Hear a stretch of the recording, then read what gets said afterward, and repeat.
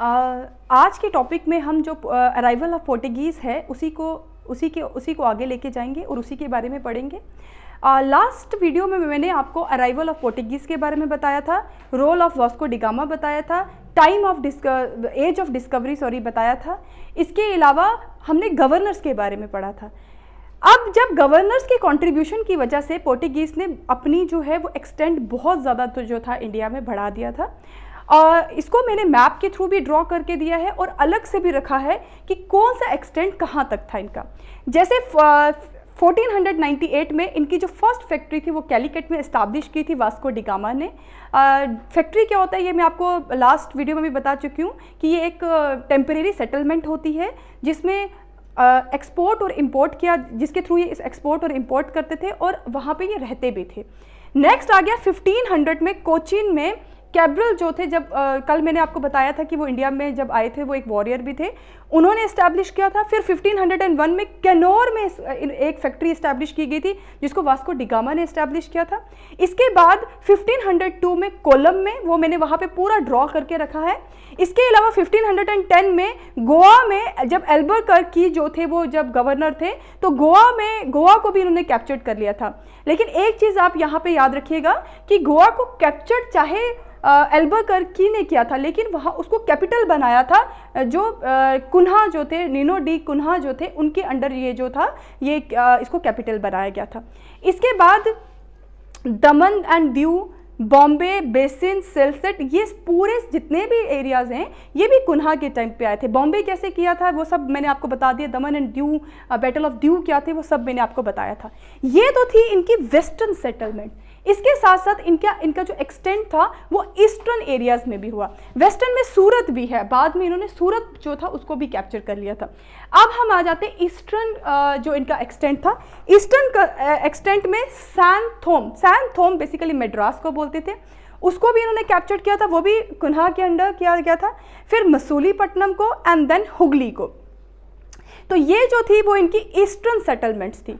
ये सारी सेटलमेंट्स जो होती थी इसको बेसिकली ये इन्होंने एक नाम दिया था जिसको बोलते हैं एस्टाडो डा इंडिया। एस्टाडो डा इंडिया का मतलब है पोर्टुगीज ट्रेड इन इंडिया। तो ये मोस्ट इंपॉर्टेंट वर्ड बन जाता है कि इसका मतलब क्या होता है। इसका मतलब होता है पोर्टुगीज ट्रेड इन इंडिया। इसके बाद आता है कि जब इनकी प्रॉपर सेटलमेंट्स हो गई तो फिर इन्होंने वहाँ पे अपना पॉलिटिकल एस्टैब्लिशमेंट भी स्टार्ट कर दिया। और जहाँ पे भी पॉलिटिकल एस्टैब्लिशमेंट होगा तो वहाँ की एडमिनिस्ट्रेशन भी होगी।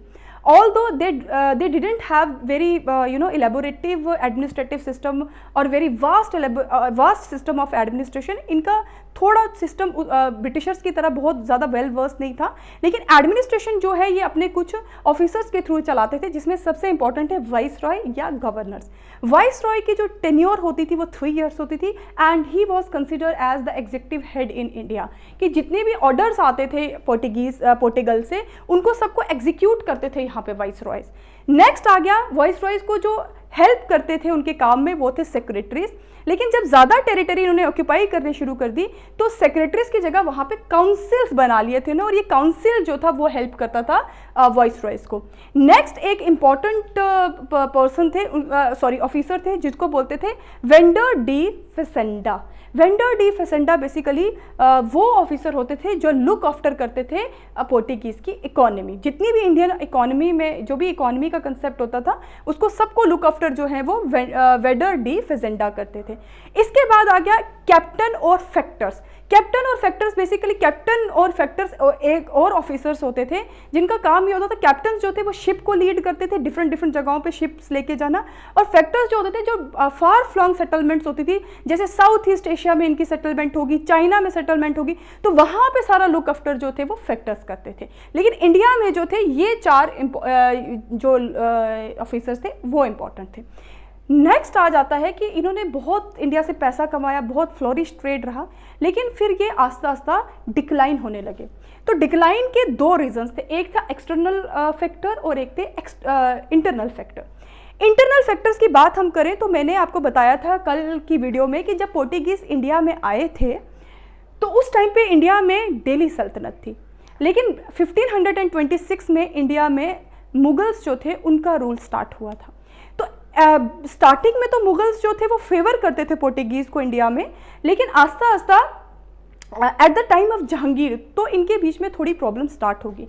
स्टार्ट कैसे होगी कि जो पोर्टुगीज़ थे ये बहुत ज़्यादा रिग्रेसली क्रिश्चियनिटी को स्प्रेड कर रहे थे।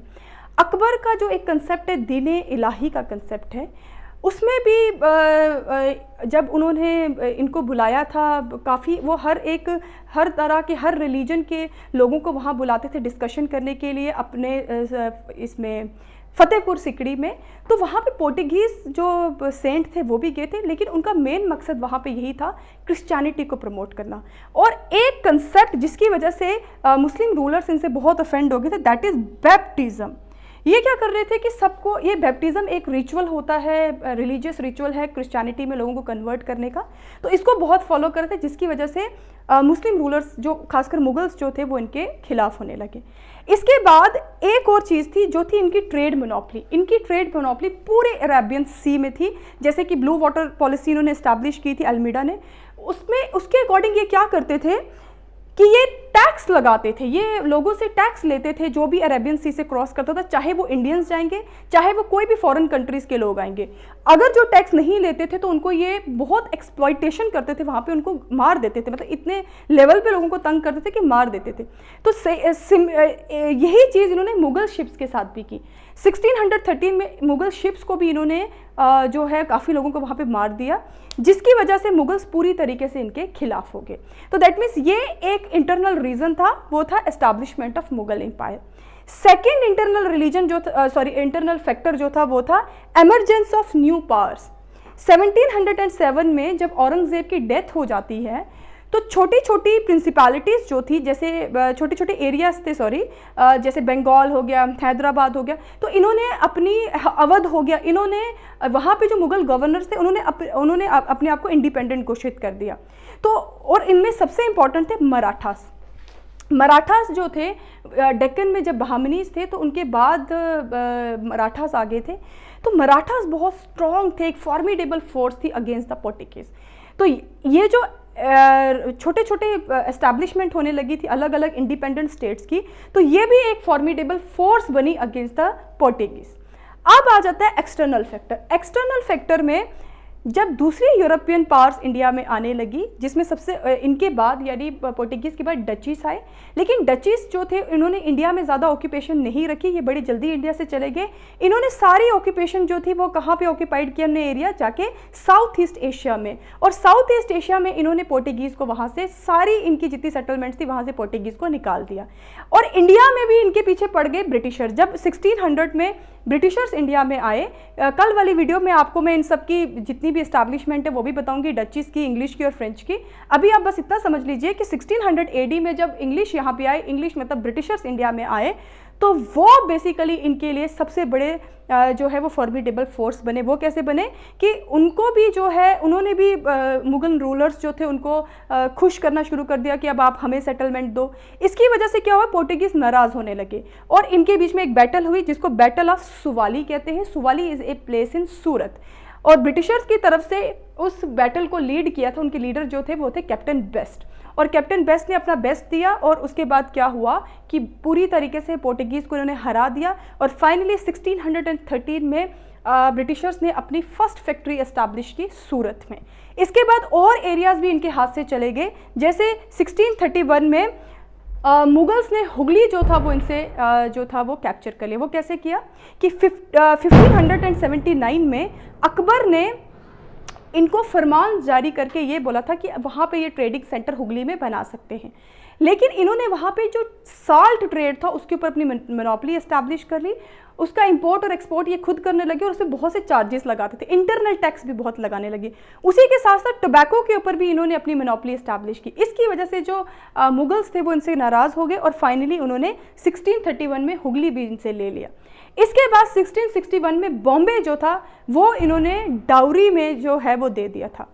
एक क्वीन थी जिनका नाम था कैथरीन ब्रेगेंजा, उनकी शादी एक इंग्लिश प्रिंस के साथ हुई थी जिनका नाम था प्रिंस चार्ल्स। तो डाउरी में इन्होंने उठा के बॉम्बे भी दे दिया। तो अब फाइनली इनके पास सिर्फ दमन, दीव और गोवा बच गया था। वो even after independence of India दमन, दीव और गोवा 1961 तक इन्होंने वहाँ पे रूल किया था।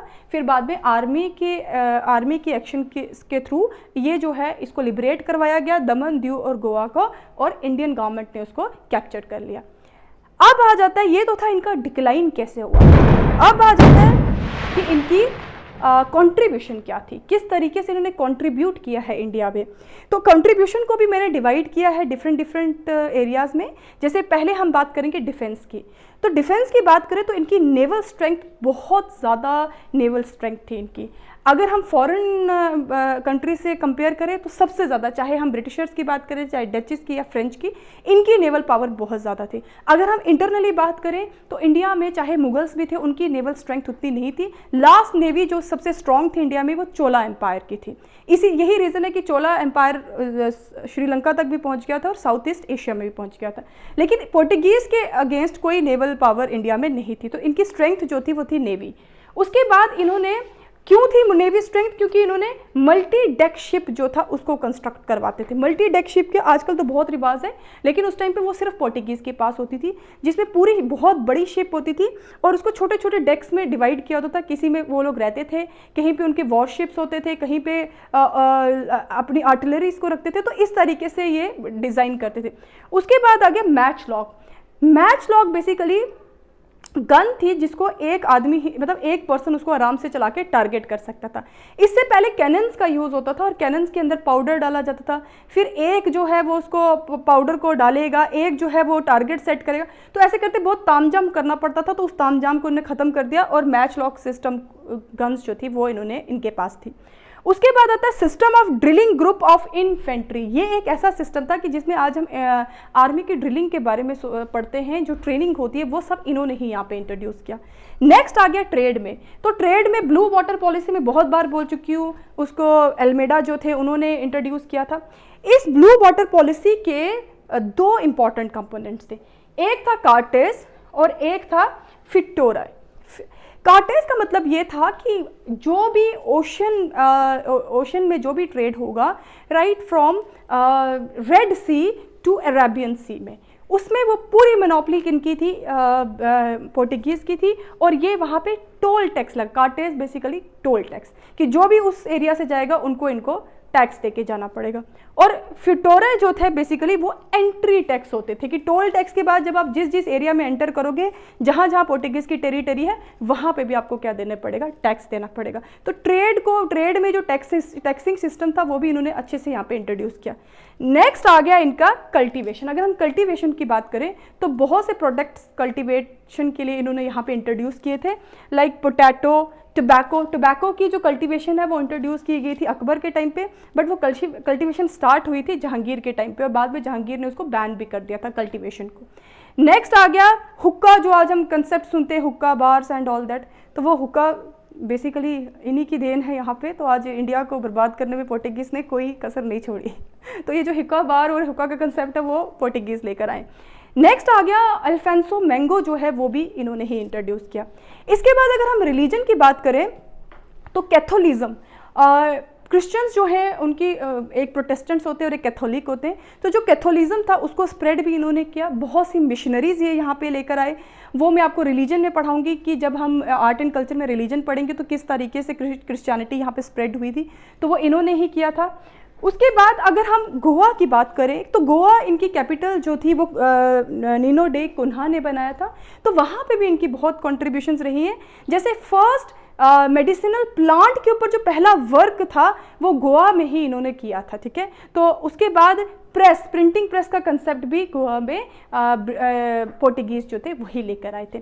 इसके अलावा जो हम रोज़मर्रा की लाइफ में बहुत से वर्ड्स यूज़ करते हैं, जैसे अलमारी, कमरा, ये बेसिकली पोर्टुगीज़ ये वर्ड्स यूज़ करते थे, इन्हीं को आज हम यूज़ कर रहे हैं। तो उस हिसाब से देखा जाए तो कंट्रीब्यूशन भी इन्होंने बहुत ज़्यादा किया इंडिया। इनका आर्किटेक्चरल कंट्रीब्यूशन मैंने आपको नहीं बताया, वो इसलिए क्योंकि हमारी जो आर्किटेक्चर की जो क्लास है वो चल रही है, उसमें अभी हम मिडीवियल आर्किटेक्चर में पहुँचे, जब हम मॉडर्न में पहुँचेंगे तो उसमें मैं डिटेल में आपको सब बताऊँगी। अब ये प्रिलिमिनरी और मेंस पॉइंट ऑफ व्यू से दोनों से इंपॉर्टेंट है। प्रिलिमिनरी पॉइंट ऑफ व्यू से आपको बहुत बार क्वेश्चन पूछा जाता है कि उनके एक्सटेंट कहाँ कहाँ थे, कौन सी टेरिटरी किसने ऑक्यूपाइड की थी, कौन सी वॉर्स हुई थी, ये सब आप यहाँ से पढ़ सकते हो। उसके बाद अगर एडमिनिस्ट्रेटिव फंक्शंस के बारे में पूछेंगे प्रिलिमिनरी में तो आप आराम से ये लिख सकते हो, ये वर्ड जो है वेडर डी फेजेंडा कौन थे, ये वर्ड्स भी आ चुके हैं। अब आ जाता है अगर हम डिक्लाइन की बात करें तो डिक्लाइन अगर मेंस में आता है तो अगर इस तरीके का आपका स्ट्रक्चर होगा तो आप आराम से ये क्वेश्चन लिख सकते हो। इसको थोड़ा इनोवेटिव मैंने इस तरीके से कर दिया कि इंटरनल और एक्सटर्नल फैक्टर्स अलग से बता दिए। तो इस तरीके से, और अगर कंट्रीब्यूशन अलग से आती है प्रिलिमिनरी में तो बहुत बार आ चुकी है, मेंस में भी आप ये बात कर सकते हो। तो कल जो है हम arrival of duchess, English and French के बारे में पढ़ेंगे। इससे पहले मैं आपसे एक रिक्वेस्ट करना चाहती हूँ कि अभी बहुत पैंडेमिक का टाइम है ये, तो it's my humble request to all of you, please आप लोग मास्क का यूज़ कीजिए, सैनिटाइज़र का यूज़ कीजिए और बेफजूल में बाहर मत निकलिए। Thank you so much.